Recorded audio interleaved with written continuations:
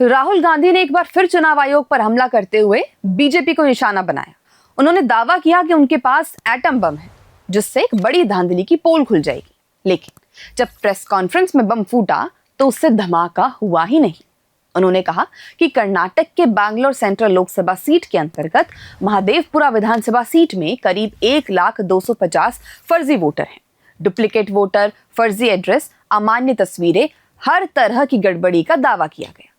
लेकिन ये बातें केवल आंकड़ों की बाजीगरी थी, न कि कोई ठोस सबूत। राहुल का दावा था कि महज एक विधानसभा सीट की वोटर लिस्ट में 11,965 डुप्लीकेट वोटर, 40,009 फर्जी पते और 33,692 बार फॉर्म 6 का दुरुपयोग हुआ।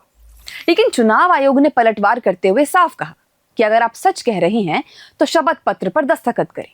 आयोग ने साफ स्पष्ट शब्दों में कहा कि या तो सबूत दो या देश से माफी मांगो। जब एक रिपोर्टर ने उनसे प्रेस कॉन्फ्रेंस के दौरान सेम बात दोहराई तो राहुल ने इसका जवाब बाहुबली फिल्म के अंदाज में देते हुए कहा कि मैं राजनेता हूं, मैं झूठ नहीं बोलता, मेरे शब्द ही शपथ हैं।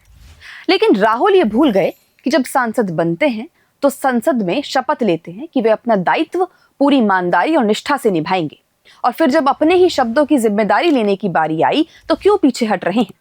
और आपको बता दें कि कांग्रेस को नवंबर 2024 में ही वोटर लिस्ट दे दी गई थी, लेकिन आज तक उन्होंने कोई लिखित आपत्ति नहीं दी।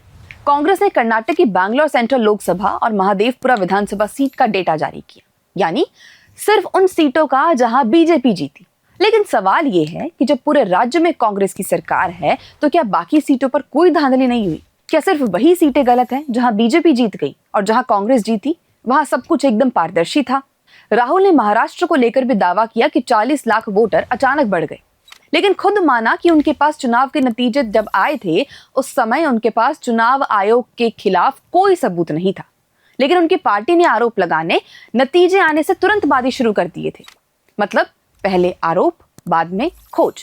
और जिन सीटों पर उन्होंने सवाल उठाए जैसे कि मुंबई नॉर्थ सेंट्रल और ठाणे, वहां कांग्रेस का प्रदर्शन पहले से ही कमजोर रहा है, ये भी आपको बता दें।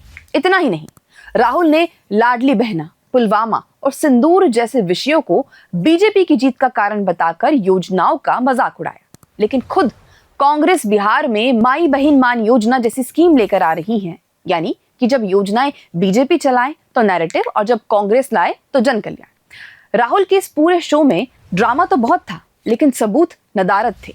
चुनाव आयोग ने साफ कहा, SIR यानी स्पेशल इंटेंसिव रिवीजन ही असली इलाज है, ना कि फिल्मी डायलॉग। और फिर यही इनका तो रहा ही है कि पहले आरोप लगा दो और फिर कोर्ट में सॉरी कहकर सरेंडर का ड्रामा शुरू कर दो।